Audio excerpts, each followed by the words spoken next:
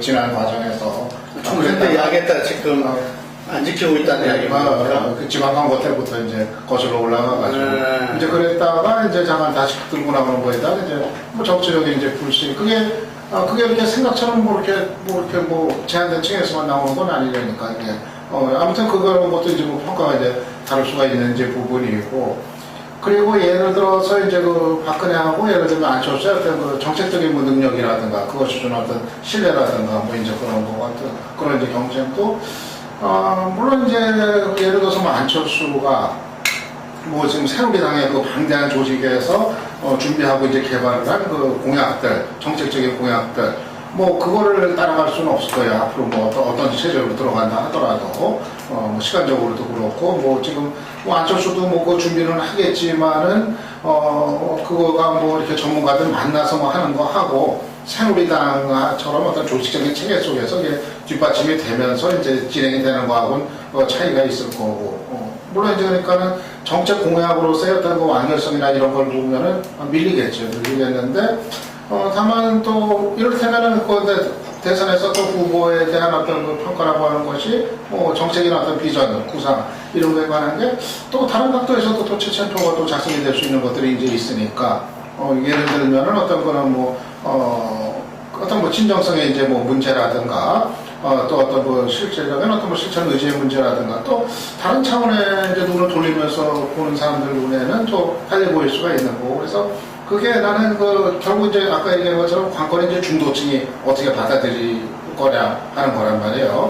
그래서 나는 그 중도층의 어떤 지금의 어떤 그 표심이나 어떤 마음들을 놓고 봤을 때는 글쎄 뭐 이렇게 한쪽으로 그거를 이렇게 뭐 쉽게 이렇게 판단하기는 좀 뭐 절대적인 뭐 우열을 이렇게 가리기는 좀 어려운 좀 성격 아닌가 나는 좀 이제 그렇게 생각해요. 이 정책 면에서는 어쨌든 안철수가 밀릴 수밖에 없다. 근데 그 외에 다른 그 선택의 항목도 있지 않겠냐 뭐 이런 이야기가 약간 현실적인 얘기인데요. 대선에서 이제 후보의 어떤 정책을 가지고 포지티브한 경쟁에서 정책을 채점표를 작성할 때 그거를 어떤 거를 놓고 이렇게 채점표들을 각자 작성할까 생각해 보면은 정책의 완결성을 우선적으로 둘 수도 있겠고 근데 또 다른 거를 또 우선적인 채점 기준으로 또 둘 수도 있다. 김종인 위원장이 저런 친구들이 좀 잘 뽑아달라고 이야기하더라고. 자, 우리 이태석 대표님, 뭐냐면, 이번 대선의 어떤 시대 정신에 대한 조사는 좀 했을 거 아닙니까? 네. 그랬을 때, 그런 시대 정신에 대한 그 양 주자의 어떤 비교의 뭐 이런 부분들은 어때 좀 조사한 게 있습니까? 이번 대선의 화두는 뭐 저희 조사뿐만 아니라 경제민주화가 많이 나왔던 것 같고, 이제 거기 경제 성장이 포함되면 경제 성장이 또 여전히 부분한. 참 이게 동아일보 조사에서는 그 공정성이라는 걸 따로 이렇게 조사를 했어요. 네. 그러니까 이게 41% 나오고 경제 성장 23%, 국민통합 14%, 경제민주화 13% 이렇게 나왔어요. 이때 공정사회 경제민주화 좀 같이 볼 수 있는가? 같이 보면 되게 높은 거지. 50% 정도 넘는 건데. 그건 물어보기 나름이에요. 그렇죠. 이제 워딩의 차이가 같아요. 네. 공정한, 그걸 공정을 물어보면 사람들이 그게 정답 같은데. 근데 나는 경제민주화 이번 대선에서 네. 경제민주화 논쟁 가지고 승부가 거기서 가르친다는 생각은 들어요.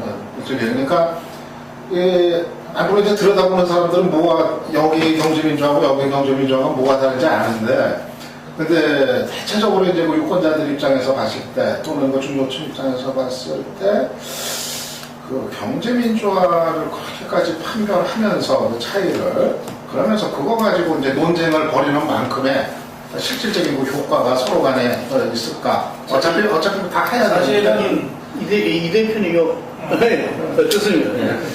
20대들 학생들 입장에서는 등록금 문제도 뭐 경제 민주화의 범주 안에 들어갈 수 있다고 봐요. 이 친구들이 당장 살고 먹고 사는 문제 또 배우고자 하는 그런 입장에서 학비 문제는 굉장히 심각한 문제고 없는 어려운 형편의 학생들한테는 정말 이게 경제 민주화죠. 그런 차원에서 박근혜 후보가 다른 후보들에 비해서 약속을 지키는 정치인으로 각인이 돼 있기 때문에 반값 등록금 문제를 박근혜 후보가 지금 하도로 던졌고, 어느 정치인, 어느 대선 후보가 반값 등록금을 가장 현실화시켜줄 것이냐는 만약에 질문을 한다면 저는 박근혜 후보가 현재 갖고 있는 지지도보다 조금 더 높게 나타날 가능성은 있어 보여요.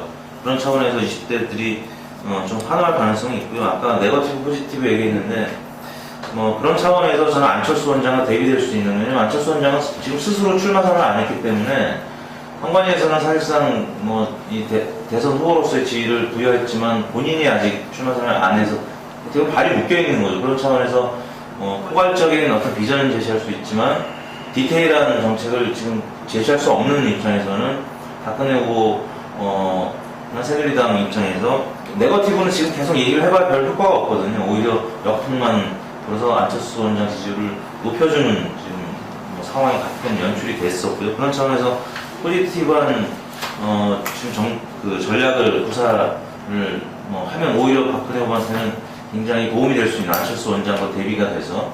그리고 이미 지난 총선 때 입증이 됐죠. 그 정권 심판론과 미래 권력론의 대결 구도로 봤을 때도 정권 심판론을 내세웠던 민주당이 크게 패했단 말이에요. 그래서 미래 권력론에 대한 포지티브한 선거 운동을 해주길 국민들이 원하고 있고요. 그런 차원에서 경제 민주화라든지 또 이 등록금 문제라든지 여러 등등의 사안에 대해서 구 박사님 말씀하신 대로 또 여러 선택을 해야 되는 어떤 이슈에 대해서, 만약 용산 참사라든지 강정마을 문제라든지 연평도 혹은 그 천안함 사태와 같은 남북 관계라든지 FTA 문제라든지 이런 구체적인 디테일한 지점에 있어서 안철수 원장한테 선택하게끔 하면 굉장히 갈등의 소지가 큰 이슈에 있어서는 지지층을 사실 더 떨어뜨릴 가능성이 더 많거든요. 지지층 흡수할 가능성보다. 그런 차원에서 박근혜 후보가 굉장히 검증된 입장이라는 점에서 이 포지티브한 전략에 있어서 굉장히 유리한 분명 같고요. 그런 차원에서 안철수 원장 입장에서는 이런 포지티브한 전략을 생각한다면 빨리 출마 선언을 해주는 게 저는 좋다고 봐요. 지금 상황에서 지지율이 큰 변동이 없을 경우에는 아까 이창동 박사님 말씀하신 대로 9월 23일 이후에 출마 선언할 가능성이 있지만, 민주당 이 사태가 또 굉장히 또 악재가 계속 이어질 가능성은 커 보이지 않는데, 아무튼 민주당이 또 다른 악재가 터져가지고 지지율이 문재인 후보 등 후보들이 지지율이 빠진다면 안철수 원장은 이제 제3지대에서 계속 관망을 하면서 9월 23일 이후에 출마 선언을 하겠지만, 혹은 안철수 원장의 지지율이 9월 23일 이전에 어떤 또 다른 악재 때문에 빠진다면 저는 그 사이에도 출마 선언할 가능성은 있다고 보거든요. 출마 선언을 해야 뭔가 이 디테일한 정책 얘기도 할 수 있는 거고 세도 모일 수 있다고 보는데, 현재로서는 계속 이 어중간한 스탠스를 취하고 있기 때문에 포지티브한 선거에 있어서는 박근혜 후보한테 확실히 믿을 수밖에 없는 그런. 조금만 보완하고 싶은데, 정책이라고 표현하고 이슈라고 표현하고, 이게 박근혜가 지금 선점을 많이 했다는 거예요. 그러니까 야당 입장에서는 박근혜가 성장을 주장하고 자기들이 복지를 주장한다거나, 또는 박근혜는 대기업 중심 경제 성장주의를 주장하고 자기들은 경제 민주화를 주장하거나, 이렇게 하면은 사실 이슈에 있어서도 자기들이 불리하지 않다고 생각할 거예요. 근데 이게 10년 전까지는 대체로 그랬거든요. 그리고 지난번 선거도 사실 그랬던 거예요. 근데 이번에는 박근혜가 복지도 먼저 이슈 선정해버리지, 재벌개혁도 이슈 선정해버리지. 물론 전문가들이나 좀 정말 관심 있는 사람들 입장에서는 박근혜는 소유구조는 손도 안 된다. 무슨 대기업의 부당거래 같은 이런 거나 하는 거다. 이거 본질이 아니다라고 하지만, 국민들 입장에서는 박근혜가 그 정도로 재벌들한테 날 세우고 경제민주화 하겠다는데 그걸 자꾸 아니라고 하면 뭐가 그렇게 다르냐. 그리고 들어보면 모르거든. 그러니까 이게 이슈 선점 효과가 확실하게 있는 것 같습니다. 박근혜가 거의 모든 대선 이슈에 있어서 이슈 선점을 지금 하고 있어요. 그러니까 야당이 굉장히 억울하고 답답하지만 당하는 거예요. 총선에서도 그랬단 말이에요. 그런데 안철수를 그럼 예를 들어 봅시다. 안철수는 이슈 선점하는 건 하나도 없어요. 안철수는 이미지를 선점하고 있는 거예요. 공정하다, 헌신적이다, 그런 이미지만 좀 몇 개 갖고 있는 거예요. 그리고 그 이미지는 박근혜한테 별로 없는 이미지지. 박근혜는 예컨대 원칙, 신뢰 이런 이미지가 있다면 공정 이미지하고 그건 좀 다르단 말이에요. 근데 공정, 헌신, 나눔, 뭐 위로 뭐 이런 이미지가 안철수가 있는 거예요. 그러니까 그거 갖고 지금 여기까지 온 건데, 그러나 이미 이슈 수준으로 가면 이게 이 이미지로만 선거가 끝나면 해볼만 할지 몰라요. 그런데 그렇게는 안 되거든, 선거가. 그러니까 이슈 수준으로 가면 안철수가 그동안 해놓은 얘기만 갖고서도 헷갈려요. 북한 인권 문제에 대해서는 인권 문제 박선영이 농성환한테 갔잖아. 이거는 한나라당의 입장이에요. 이명박 정부의 입장이야. 북한 인권법 개정하자 말이지. 야당에서 그동안 그거 하면은 결과적으로 이 햇볕 정책이나 이 포용 번영 정책이나 이게 심각하게 지금 저해가 있을 수 있다고 그동안 반대해왔던 거 아니에요?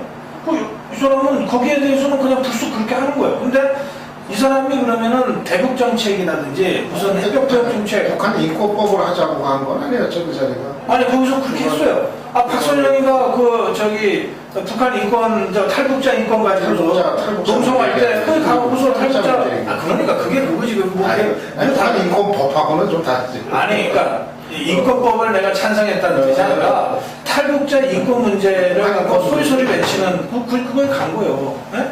그러면 탈북자 문제에 관한 민주통합당의 입장이 뭐예요? 쉽게 말해서 민주통합당은 그 문제는 가급적이면 타치 안 한다는 게 민주통합당의 입장이잖아. 그렇잖아. 그리고 그동안 그렇게 해왔잖아.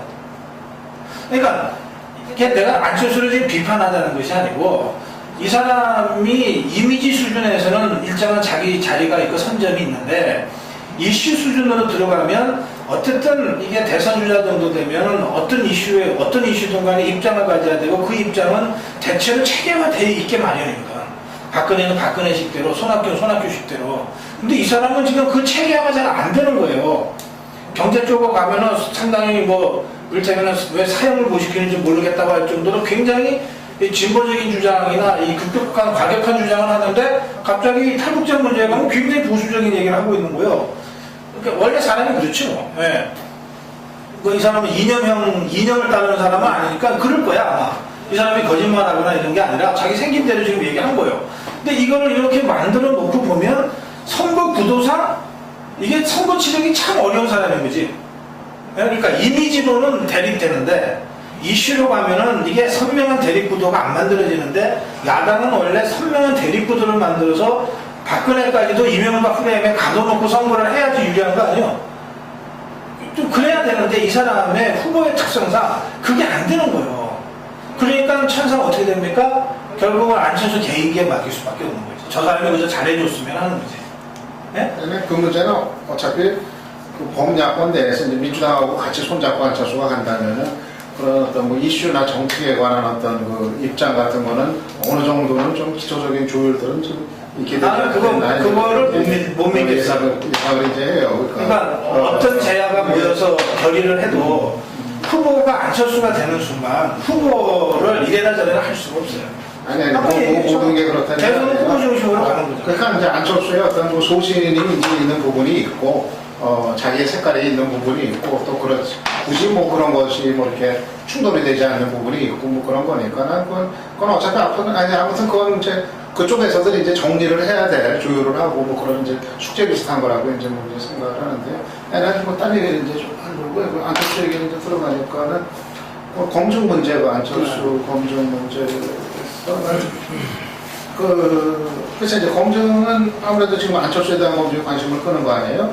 박근혜 검증은 이미 여러 차례 해왔으니까 더 이상 새삼스럽게 해서 달라질 게 없다는 게 대체적인 판단이고 안철수 같은 경우는 검증 결과에 따라서 이침복이 있을 수가 있으니까 그리고 제대로 해본 게 없으니까 이제 관심들을 갖게 되는 건데 근데 저는 지금까지 진행됐던 안철수 검증 방식은 이거는 참 문제도 많고 그리고 검증하는 쪽이 오히려 이거는 몰리게 돼 있는 그런 방식 아닌가 이제 생각이 들어요. 그러니까 지금까지 됐던 거 보면은 너무 잔가지에 대해 매달리는 이제 그런 방식이었고 이제 굵은 어떤 그 이제 줄기를 찾아가는 그거를 찾으려고 하는 검증이 전혀 이제 되지를 이제 못하고 그리고 기본적인 팩트 자체가 확인이 안 된 상태에서 그냥 이제 그 던져버리고 마는 그런 것들이 뭐 이제 대체로 이제 많았었고 뭐 가장 요새 뭐 관심을 모았던 그 안철수 룸사람 같은 경우도 나중에 뭐 박근혜 후보까지 직접 언급을 하는 판이 돼버렸는데 정작 팩트 자체는 전혀 다른 그러니까는 뭐 거짓말 논란이었는데 정작 무릎팍 도사에 나와가지고 그런데 드나든 적이 없다는 얘기 자체를 한 적이 없는데 마치 이제 한 것처럼 전제가 되면서 완전히 그 전제 자체가 성립이 안 되는 이제 그런 식이 이제 돼버려가지고 그래가지고 지금 진행되는 어떤 그런 방식의 이제 검증은 저는 오히려 대단히 이제 부실한 그런 이제 수준이기 때문에 그렇게 이제 계속될 경우는 오히려 역으로 안철수 지지층들을 오히려 결집시키는 쪽으로 오히려 좀 역풍을 좀 이렇게 나올 수 있는 좀 그런 방식 아닌가 저는 이제 좀 생각이 들어요. 그래서 모르겠어요. 아직 지금 더 굵은 것들이 좀 이제 있는데 일단 그 초반이니까 여기까지 되는 거라면 모르겠지만은 지금 안철수에 대한 검증이 이 수준, 이 방식으로 이렇게 쭉 갈 거라고 하면은 이거는 아까 박근혜 후보 경고하다는 얘기했지만 지지층에 안철수 같은 경우도 지금 그 지지율의 그 추이를 놓고 보면은 거기 역시도 그 지지층의 어떤 일관성, 경고성 저는 그 실체로서 어느 정도 좀 있다고 이제 봐요. 그렇게 봤을 때는 별로 그렇게 검증이 막상 그렇게 영향을 끼치지 못하는 그런 상황이 될 수도 있겠다는 생각은 지금 현재까지 여론조사 결과도 별로 크게 바뀐 건 없죠. 금정 이후에.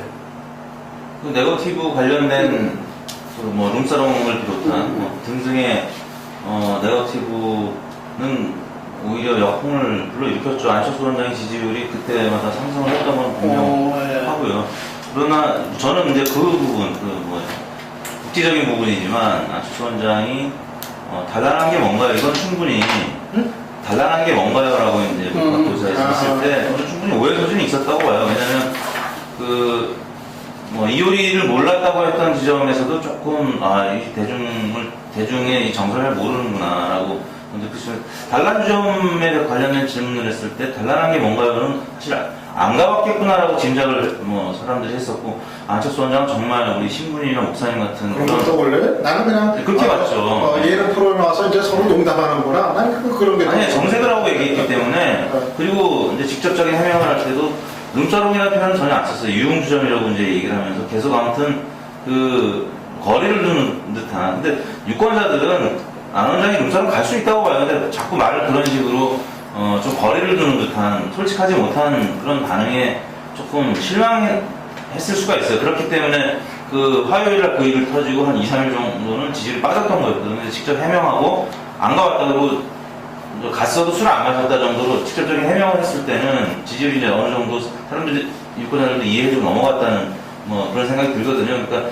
그런 부분은 과도하게 이제 보수 성향 유권자들이 반응했다라고 보면 이준석 전 비대위원이 얘기했던 징징거릴 수 있다 이런 식으로도 또 다른 반응이 나올 수 있기 때문에 안철수 원장이 그런 문제가 있을 때는 빨리 반응을 해주는 게 전 좋을 것 같다는 생각에서 제 트위터에서 그런 얘기를 했었거든요. 네거티브는 효과는 없습니다. 그렇지만 그렇다고 그런 거에 계속 방관하고 또 대응 안 했을 때는 안철수 원장도 문제가 될 수 있다라고. 네, 이런 측면이 있잖아요.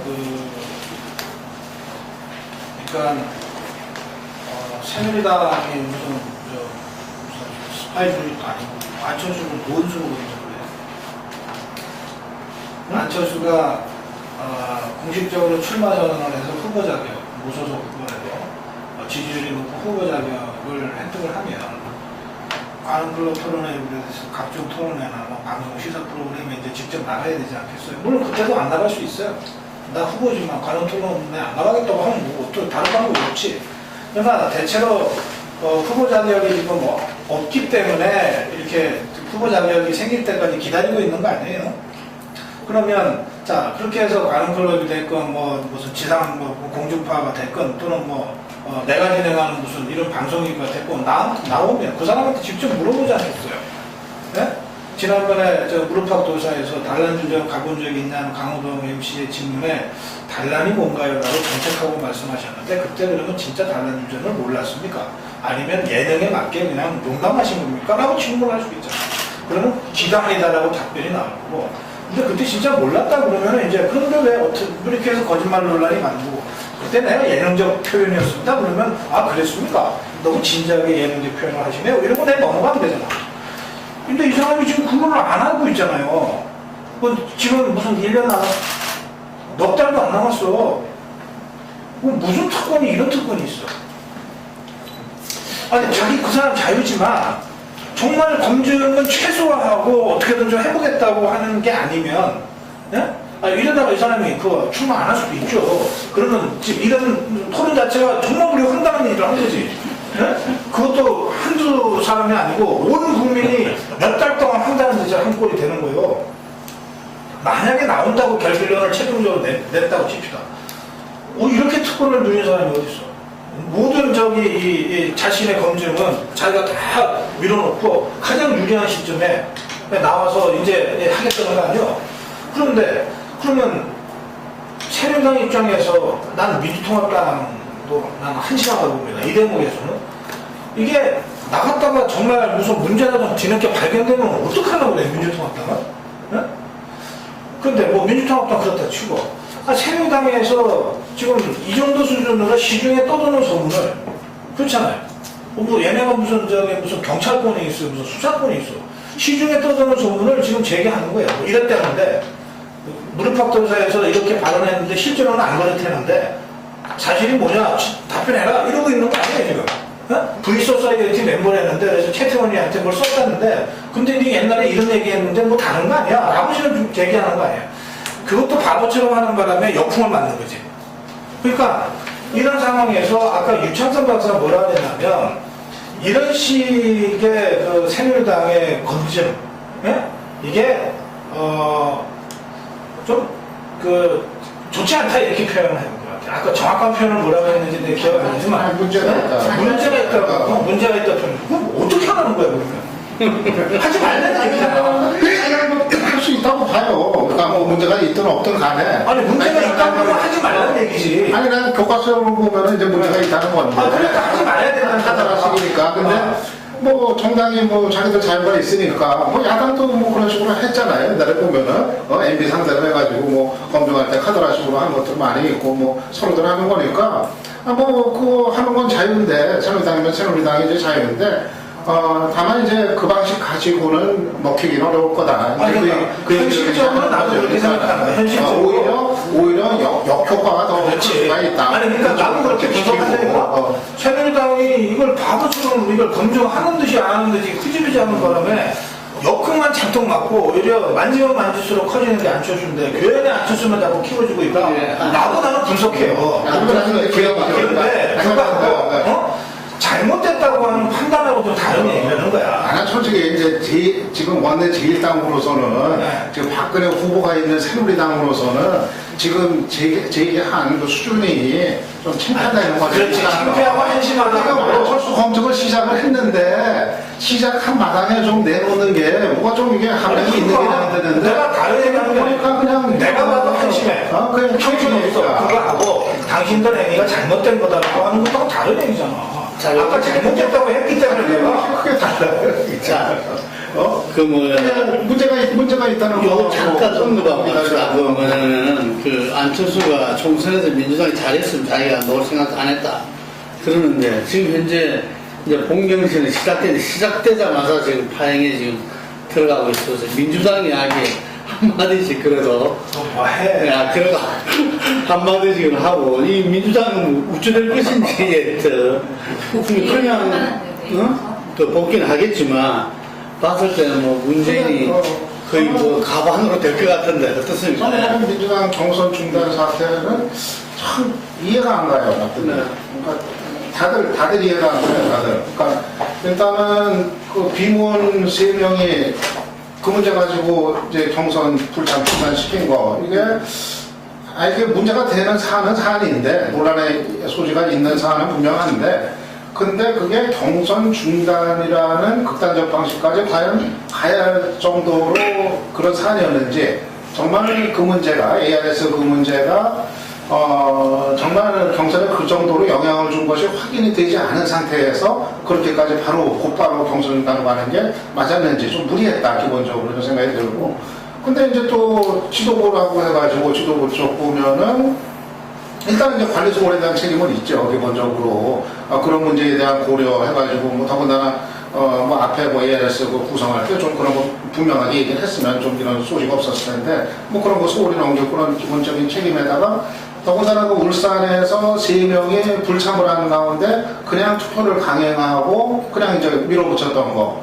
저는 이거는 좀 이해가 안 가더라고요. 이해가 안 가는 게, 그렇게까지 지금 뭐가 이제 우선인지, 일단은 판을 깨지를 않고서 판을 키우는 쪽으로 어떻게든, 그걸 해야 되는 게 지금 기본적인 최우선적인 과제인데, 판이 깨질 수 있는 상황으로 그냥 갈 때만 가봐라. 뭐 이런 식으로 해버린 거. 대단히 양쪽이 다 좀 이해가 안 가는 좀 전체적인 문제가 이번에 드러났던 거 아닌가.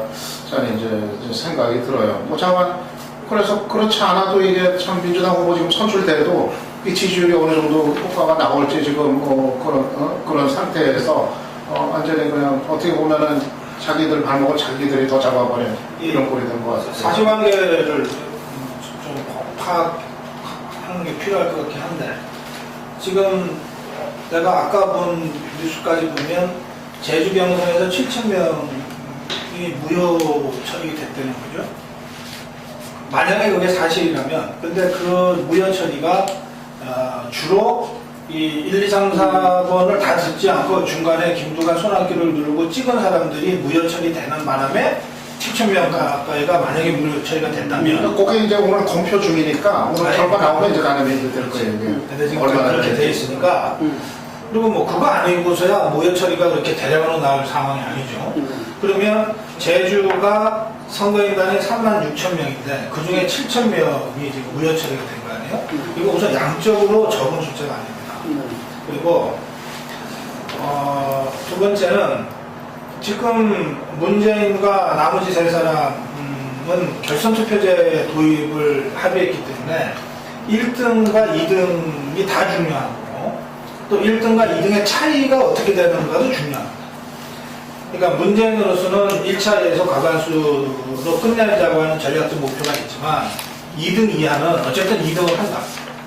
그 다음에 1등하고 최대한 어떻게 차이를 좁혀서 문재인을 과반수로 못되게 할 뿐만 아니라 뭐 45대 무슨 40으로까지 근접한다거나 45대 무슨 35 정도로 근접한다거나 하여튼 이렇게 해서 결선 투표에서 역전을 노려볼 만한 투표를 지금 하려고 하는 거거든요. 그런 상태에서 모바일이 지금 계속 진행되고 있잖아요. 제주, 울산에서 모바일 문제가 터진 그 순간에도 강원도에서 모바일이 진행되고 있었고요. 그러면 비문 후보 세 사람이 강원 모바일은 안 했을 거예요. 하고 있었어. 하고 있는데 중단을 요구했어요. 자, 뭐 그것도 사실관계네. 내가 알고 있는 신문을 보니까. 하여튼 그런데 그런 상태에서 비문 후보들이 중단을 요청했어. 나는 비문 후보들이 충분히 주장할 만한 주장을 했다고 생각해요. 그러니까 별것도 아닌 거를 시비 걸었다라고 보면 안 된다는 거예요. 네. 근데 문재인 후보 측의 오늘 아침까지의 반응은 그거 별거 아닌데 시비 걸었다. 오늘 아침까지의 반응은 그랬어요. 내가 이모키랑 아침에 인터뷰를 했거든. 이모키의 표현이 그래도 미세한 겁니다. 대세에 관계없는 겁니다. 이렇게 나한테 라디오에서 표현을 했어. 그러니까 별거 아닌데 시비 걸었다. 그런데 오후에 들어서 지금 바뀌고 있는 거예요. 기류가. 전체적으로 봐서 뭐 관리 책임 이런 거 다 떠나서 나는 문재인 후보가 1차에서 과반수로 끝내지 않으면 역전당할지도 모른다고 하는 걱정 때문에 지금 무리수를 쓰고 있다고 생각해요. 그게 제주 선거인단이 갑자기 막판에 15,000명이나 더 는 것도 주로 그런 것이다. 거고 또 뭐 한편으로는 당원으로는 손학규가 그러니까 김두관이 1등, 손학규가 2등인데 이 선거인단들이 대거 들어가는 바람에 전체적으로는 뒤집어졌다는 얘기까지 막 나오잖아요. 그러니까 이거는 명백하게 무슨 민주통합당 지도부나 선관위가 관리를 잘못해서가 아니라 이들이 한 몸이 돼서 문재인의 1차 당선을 향해서 밀어붙이는 과정에서 터진 사고라는 거예요. 따라서 비민 후보들로서는 선거를 포기하거나 아니면 제대로 그래도 끝까지 하려면은 적어도 이 구도는 해체하고서 해야 되는 거죠. 그런 의미에서 정당한 문제제기였다는 그렇게 봅니다. 이게 양비로 흘러갈 문제는 아니다. 저는 ARS 조사했으니까. 네. 네. 그 1월, 6월 달에는 랜덤하게 이루어졌다고 하더라고요. 저도 뭐 직접 그 확인한 바는 아니고 언론을 통해서 본 건데요. 근데 이번에는 기호순으로만 됐기 때문에 또 어떻게 이 추첨을 통해서 한 거겠지만 하필이면 문재인 후보가 등수대로 그러니까 등수의 역순대로 번호가 매겨졌어요. 정세균 후보가 1번이고 문재인 후보가 4번이고. 하필 문재인 후보가 제일 마지막 번호에 있다 보니까 일단은 뭐 1위와의 격차를 줄여야 하는 2, 3위 입장에서는 문제가 될 수밖에 없는 상황이었고 또 2위 싸움을 처절하게 해야 되는 손학규, 김두관 입장에서는 지금 4위가 거의 명백해 보이는 정세균 후보보다는 절실하죠. 그래서 이 두 후보가 더 이 보이콧 하는 데 더 적극적이었던 거였고요. 일단 뭐 오늘 어느 정도 봉합이 돼서 랜덤하게 가는 거는 좀 그리고 중간에 누르는 거는 받아들이기로 한 것 같은데. 다들 경선 복귀 발표했네. 예, 경선 복귀는 김두관 후보가 먼저 했고 손학규 후보가 조금 전에 했고요. 아까 유성호 위원장이 그 랜덤하게 하는 것하고 중간에 응답하는 거를 받아들이는 쪽으로 합의가 되는 것으로 아까 기자회견 하더라고요. 그러니까 지금 문제된 건 어느 정도 이제 봉합이 됐는데 제주 또 울산에서 나타났던 이 문제는 굉장히 잠재돼 있던 그런 그 야권의 분열 가능성이 사소한 이 경선 룰 때문에 좀 증폭된 측면이 있다는 점에서 굉장히 민주당에서는 악재라고 볼 수밖에 없는 거고요. 뭐 트위터나 뭐 인터넷에서 이 지지층 간에 지금 서로 갈등하고 반목하는 모습이 굉장히 사실 심각한 상황입니다. 어떻게 보면 박근혜 후보보다 더 상대 후보를 미워하는 뭐 이런 그 워딩을 써가면서 비난하고 있거든요. 민주당 내에서는. 예. 과연 뭐 예를 들어서 김두관 손학규 후보 지지층이 문재인 후보가 저 후보로 선출돼도 또 반대 입장이 되든 과연 화학적인 융합이 될 수가 있을 것인지 굉장히 우려스러운 어떤 그 문제의 발생 지점이라고 보는 거죠. 굉장히 우려스러운. 민주당 여기까지 하고요. 시간 관계상 과연 안철수가 지금 현재 상처 투성인 그 민주당과 같이 함께 그 길을 갈 것이냐 아니면은 제3의 또 길을 갈 가능성이 있는가 여기에 대해서 한번 저는 제3의 길이라는 거 불가능한 거라고 봐요. 네. 한마디로 얘기해서 3자 구도로 대선 치르면 뭐 야권은 필대고, 그거는 박근혜 후보한테 새누리당한테 뭐 대통령 자리를 뭐 선물하는 뭐 그런 거니까는 적어도 뭐 그건 옛날에 그 YSDJ가 따로따로 나가가지고도 될 수 있다 얘기했던 거랑 뭐 마찬가지 뭐 상황이니까는 그거는 저는 뭐 민주당도 그렇고 안철수도 그렇고 적어도 그 정도에 대한 판단은 기본적으로 좀 있다고 선생님은 있습니까? 제3의 후보로 안철수를 놓고 옛날에 뭐 2주 전에 했었는데요. 네. 실패가 맞죠. 새누리당 박근혜 후보는 지금 그 다자구도에서 갖고 있는 40여 프로의 지지율을 그대로 유지하는 반면에 안철수, 문재인 두 양반은 야권 지지층이 가져갈 수 있는 지지율을 대략 3대1로 나눠가는 그래서 큰 격차로 지금 그러니까 다자구도로 보시면 됩니다. 다자구도의 지지율이 박근혜 후보가 굉장히 앞서가잖아요. 그런 상황과 비슷하게 삼자구도도 결과가 비슷하게 나거든요. 그거 독자 후보, 근데 일단 나는 출발은 독자 후보를 한다고 봐요. 내가 출발은 독자 후보를 할 거고, 그 다음에 버티면 버틸수록 안철수로 표가 모이겠죠. 야권 후보, 야권 지지자들의 표가 어쨌든 그래도 더 가능성 있는 쪽으로 간다고 보면 모이겠죠. 그러면 안철수 입장에서는 최대한 버틸 만큼 버티다가 단일화를 하는 게 쉽겠죠, 일이. 그러면 안철수는 뭐 시민후보, 국민후보 컨셉으로 무소속으로 출마를 해서 뭐 번호를 몇 번 받을지 모르겠는데 그렇게 하고 박원순 모델처럼 그렇게 가겠죠. 박원순도 무소속 후보였는데 선대본을 꾸려서 민주통합당이 들어가서 진보당도 들어가서 같이 해준 거 아니에요? 그런 방식으로 갈 가능성이 높죠. 그 전에 어쨌든 후보 단일화는 했잖아요. 그러니까 후보 단일화는 마지막 판에 거의 흡사하듯이 할 거라는 거예요. 흡수하듯이. 등록 전에. 예, 그렇게 할 거라고. 저는 그거는 좀 아니, 그러면 어떤 상황이 예측되는가 하면, 민주통합당과 안철수가 뭐 박진감 있는 후보 단일화를 하면 시너지가 한 10개 정도를 만들어낼 수 있는데, 이런 식으로 안철수가 버티기를 하면서 막판에 흡수하듯이 단일화를 해버리면, 뭐 단일화 결국 여론조사를 할 건데, 뭐 다른 방법이 없잖아요. 지금 막판에. 네. 할 건데, 그럴 경우에 시너지는 열이 아니라 뭐 대여섯 개 정도에서 시너지가 끝일 가능성이 있다. 그게 별로 안 좋은 거예요, 야권한테는. 그런데 안철수 입장에서는 그게 더 확실한 길이거든요. 야권의 주자가 될 수 있는 더 확실한 길이기 때문에 그걸 선택할 가능성이 더 높다고 하는 거예요. 그 이제 단일화 방식이 막판 버티다가 여론조사로. 여론조사로는 민주당이 안 받아들이겠죠. 지난번 박원순, 박영선 그때 경선 때처럼 선거인단 모집도 할 거고. 그러려면 일정 그 시기가 필요하잖아. 기간이. 그러니까는 어차피 저럴 거예요. 그러니까 안철수 입장에서도 민주당이 필요해요. 대선을 치르려면 막 그 판단을 하고 있을 거고, 민주당과는 이 대선이라고 하는 것이 자기 개인의 어떤 힘만 가지고 될 수 있는 정신이 아닌 거라 알고 있을 거고. 그러니까 그래서 결국은 민주당하고 했던 그 단일화. 근데 아버님이 옛날에 초대하라고 그랬죠.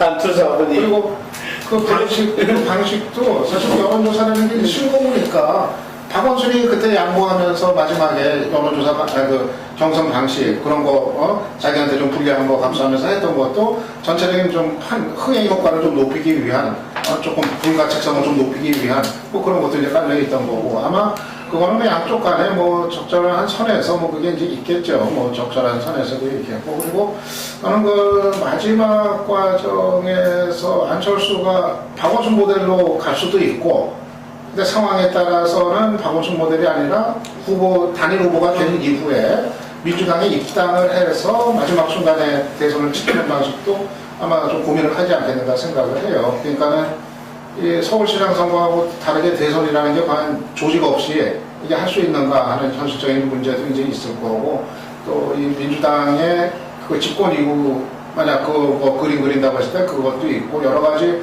뭐 현실적인 그 측면에서 봤을 때 박원순 모델을 그냥 집행만 하는 게 또 능사는 아닐 수 있는 고민, 아마 그건 그 시점에서도 있지 않겠는가 그렇게 생각합니다. 그러니까 야권 쪽에서 그 시너지를 최대한 모아서 박근혜랑 붙는 거는, 안철수가 민주통합당에 들어와서 뭐 6대4 정도나 5.5대5 정도의 우위를 가지고서 경선하는 거예요. 그러니까 이미 경선은 진행되고 있기 때문에 이 경선에 뛰어들 수는 없고, 이제 9월 23일 날 뭐 문재인이 됐다 칩시다. 그 문재인이 대통령 후보로 있는 당에 안철수가 입당해서 거기서 한 판 더 붙자. 이렇게 되면 여러 가지 법적 문제가 해결이 돼요. 그거는 문재인의 대통령 후보 자격을 민주당의 자격이기 때문에 민주당이 그것을 당론으로 다시 변경하고 해서 붙자고 하면 되는 거예요. 그러면 나머지 문제가 다 해결돼. 그런데 누가 봐도 이거는 안철수가 굉장한 리스크를 안고 뛰어드는 거죠. 또 지지자들 반대가 많겠지. 그럼에도 불구하고 여러분들의 반대에도 불구하고 내가 거기에 가야 되는, 사지에 뛰어들어야 되는 이유를 눈물을 흘리면서 설명할 수도 있거든.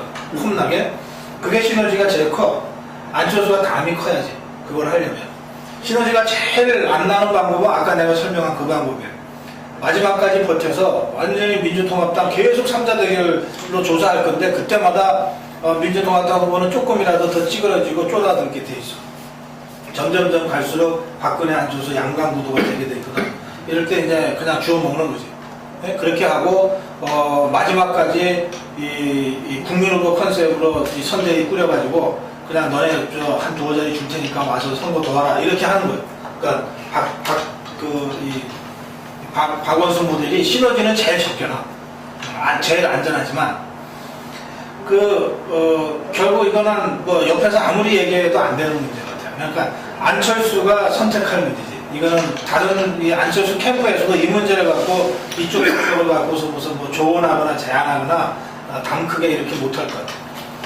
그런데 지금까지 보여준 안철수의 그 리더십 스타일을 볼 때 제일 시너지가 적게 나지만 제일 확실한 거를 선택할 것 같다는 거예요. 그 가능성이 제일 높다고 나는 봐요. 그렇게 되면 나는 선거에서 진다고 봅니다. 근데 그게 금방 그 유 박사님 말씀하신 그 방식이 시너지 효과는 큰데, 근데 안철수를 아는 사람들이, 모르는 사람들 말고 아는 사람들이 하는 게 제일 잘 아는 사람이 아버님이 하신 말씀, 그 다음에 자기 주변에 있는 사람들 하는 말이 뭐냐면, 안철수는 손해볼 짓을 절대 안 한다 이게. 손해볼 짓을. 우리가 이미지로 형상화되어 있는 안철수, 헌신하고 하는 이런 안철수가 사실 실체가 조금 다를 수 있다, 이런 생각이 들고, 그랬을 때 이 단일화의 어떤 과정이, 난 아버님이 저 부모니까 저런 말이 나올 수도 있겠다 생각을 했는데, 그 부분이 어쨌든 간에 그 민주당이 뭐 이렇게 추대하는 형식을 이야기했던 게 그냥 한 말은 아닐 수도 있다. 그러면 그게 준하게 이렇게 그 추대는 뭐 사실 요구할 수도 없는 거고, 근데 차이가 너무 많이 날 때는 합의를 볼 수도 있죠. 예를 들면 그런 경선을 치르지 않더라도 이게. 근데 사실상 그게 다 차이 많이 할 때 그냥 여론조사 한번 하면 그러니까 여론조사 형식이 될 가능성도 있는데, 어쨌든 그런 부분에서 후보가 되는 과정이 이 대선 이 당락에 상당히 중요할 것 같아요. 그죠? 후보가 되는 과정. 그래서 저도 박근혜 후보가 여전히 유리하다고 보는 게요. 안철수 원장이 이대로 선거 치를 게 아니기 때문에 민주당으로 입당하는 순간 민주당을 싫어하는 중도층이 제가 여론조사 해보면 한 3 내지 5%가 떨어져 나간단 말이에요.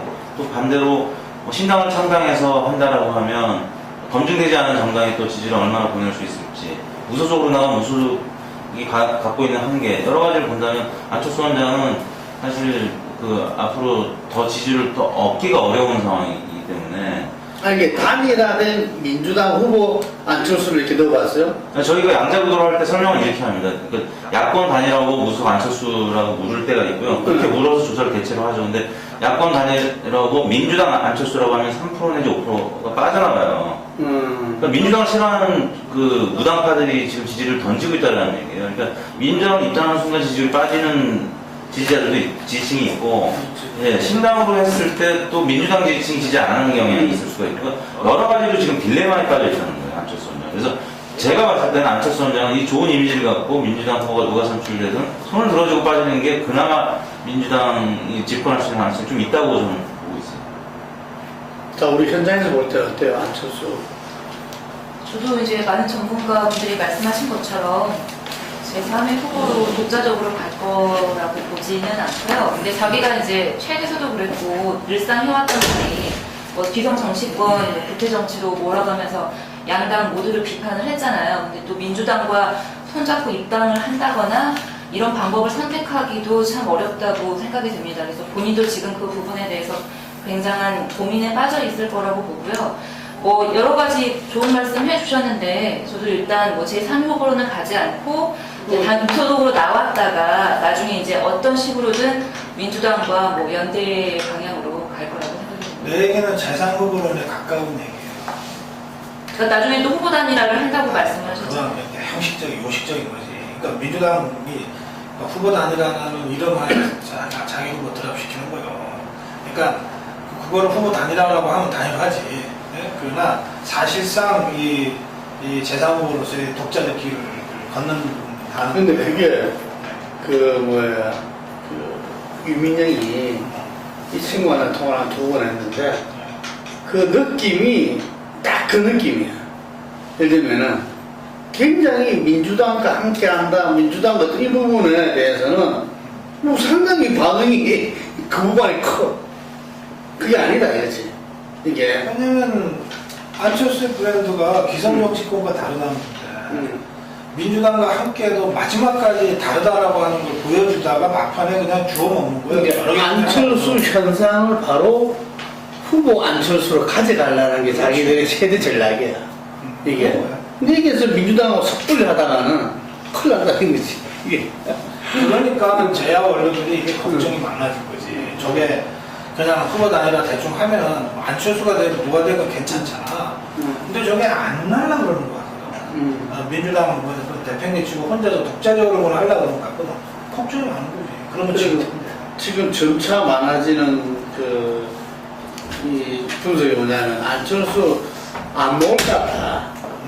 이게 점차 많아지는데 이게 안철수를 좀 봐왔던 사람들, 아는 사람들이 요즘 보면은 대부분 안철수 안 나올 것 같아. 예, 대선 안 나올 것 같아. 안 나오고. 근데 누구 손도 가끔하게 안 들어줘. 그럴 경우에는. 그렇죠. 확실한 생산이 없으면 손 들어줄 수가 없겠죠. 왜냐면 본인이 갖고 있는 뭐 기업들도 그냥 쥐가 안 해버리는 거예요. 네. 어느 날 갑자기. 근데 그 박근혜가 그 민심을 수렴하는 정책 이슈를 내걸고 그런 행보를 했을 때는 참 깝깝할 것 같아. 요즘에는. 그렇지 않겠어요? 그렇죠. 하지. 대선의 어떤 이 마지막으로 이분 연말 대선에 대해서 한 말씀씩 하고 끝냅시다. 이거죠? 대선 전에 마지막이에요, 이게? 아니.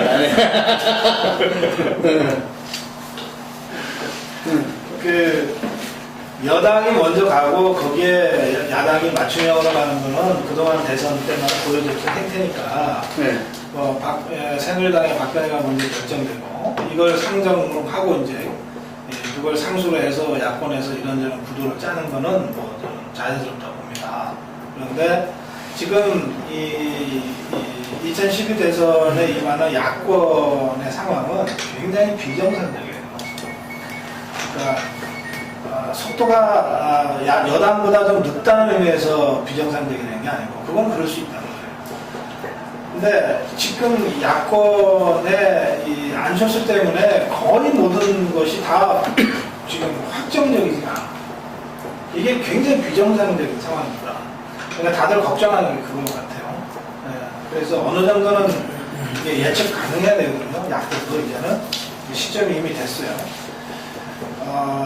9월 23일 날 결선까지 간다고 치고 9월 23일 날 민주통합당 후보가 확정이 됐는데도 여전히 안철수가 입장 표명을 미루고 있으면 그때도 여전히 그 민주통합당 후보가 아니라 안철수가 정치의 중심이에요. 뉴스의 중심이 될 거예요. 그러니까 민주통합당 후보는 대선 후보로서 막 행보를 하는데 정치면 일면에는 안철수의 작은 말 한마디가 여전히 탑으로 다뤄질 거라는 거죠. 그러니까 이런 비정상적인 상황이 지금 야권의 상황이다. 그래서 이것은 결과적으로 이렇게 되면 정치권 전체가 비정상적인 상황이 돼버리는 거죠. 여당 입장에서도 누굴 공격해야 될지 모르는 이상한 상황이 되는 거죠. 그래서 정치권 전체의 이 비정상성, 야권의 비정상성, 이것을 지금까지는 뭐 책임이 여러 군데 있겠지만 앞으로는 이게 거의 대부분의 책임이 안철수한테 모아질 가능성이 많아요. 그러니까 늦기 전에 안철수가 가부간의 결정을 빨리 하는 거, 적어도 9월을 넘겨서는 안 된다는 거, 이게 굉장히 중요하다고 봅니다. 9월 때 10월로 가면 안 된다네. 저는 이번 대선이 중도 경쟁이 좀 뜨거워질 것 같아요. 결국 뭐 최대 승부처가 이제 중도층에 달려있다 이런 판단들을 공이 이제 하게 되는 것 같고, 일단 새누리당 박 후보가 지금 이제 중도 노선 쪽으로 좀 이제 무게를 상당히 싣는 행보를 보여주고 있고, 아마 야권 같은 경우도 좀 이제 중도 지점으로 이동을 좀 하지 않겠나 예상을 해요. 그러니까 물론 내부적인 논쟁은 뭐 따르겠지만은 지난 4.11 총선이 상당히 좀 좌쪽으로 클릭한 상태에서 치렀다고 한다면은 아마 그 영향을 미치는 게 이제 안철수의 등장이라고 하는 게 이제 기본적으로 탈진영의 논리를 이제 깔고 있기 때문에 뭐 어떤 의미든지 간에 기존의 그 야권의 그 지점보다는 이제 중도 지점으로 이동을 하는 결과로 아마 연결되지 않겠는가 예상이 돼서 아마 그렇게 보면 전체적으로 이번은 좀 이제 그 중도층을 지지층으로 끌어들이기 위한 중도 노선의 경쟁 아마 좀 이렇게 좀 특징이 좀 지어질 가능성이 크지 않나 저는 그렇게 봅니다. 예, 9월 23일 이전에 안철수 원장이 등장할지 여부가 일단 뭐 단기적인 관심 포인트인데요. 안철수 원장의 출마 여부는 지지율에 달려있다고 보고요. 안철수 원장 지지율이 지금 상태로 유지가 된다면 9월 23일 이후에 대해서는 하겠지만, 만약에 지지율이 지금 한 달 정도 남은 시점에서, 한 달이 요즘 사실 굉장히 깁니다. 그래서 또 다른 무슨 악재, 네거티브가 터질지 모르는데 그 중에 어떤 요인 때문에 지지율이 크게 하락한다면 조금 빠르게 지지선을 할 가능성이 있고요. 저는 새누리당이나 박근혜 후보 그 선거 캠프에서 안철수 원장을 직접적으로 공격할 것 같지는 않아요. 왜냐하면 제가 봤을 때는 박근혜 후보에 대항마로서 안철수 원장은 어떻게 보면 조금 더 싸우기 쉬운 파트너라고 보여지거든요. 그러니까 조금 그 공격 포인트를 좀 늦출 가능성이 좀 더 크다고 이제 전망을 하고 있고요. 그런 과정에서 뭐 이번에 신동아 이제 보도처럼 언론을 통해서건 또 다른 어디서건 안철수 원장에 대한 네거티브가 나왔을 때 지지율이 혹여 빠지게 된다면 그러면 안철수 원장이 지지선을 좀 빨리 할 것 같고요. 아니, 그렇지 않다면 볼 이유가 될 가능성이 있고 그러면 그럴수록 아무튼 이 야권의 불확실성 계속 그 연장이 되는 측면이 있기 때문에 저는 더욱 어려워질 것 같다는 생각이 들어요. 야권이. 네.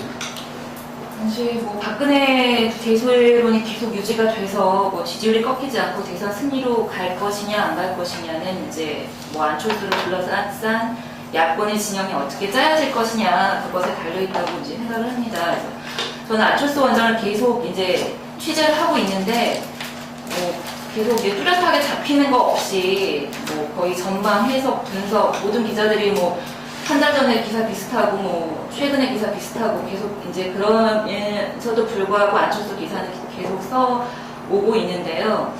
이제 비공개 행보를 예상과는 달리 책을 쓰고 나서 공개적으로 국민과의 소통을 할 거라는 예상과는 달리 지금 비공개 행보를 계속 해가고 있는데 이런 상황이 좀 계속되면 좀 유권자들도 답답해하지 않을까. 이제 어느 정도 구체적인 선언을 내놔야 할 그런 시점이 됐다고 생각합니다. 예, 지금 중도노선으로 달려가는 그 새누리당 박근혜 후보와 그리고 민주당은 지금 이제 늪에 좀 빠져서 그 어떻게 극복해낼 것인가. 그리고 안철수 그 대선 출마 선언을 언제 할 것이냐. 그리고 안철수 현상을 안철수 후보 안철수로 연결시킬 수 있을 것인가. 뭐 이렇게 지금 계속 회의 주시해야 될 때인 것 같습니다. 오늘 수고하셨습니다. 네.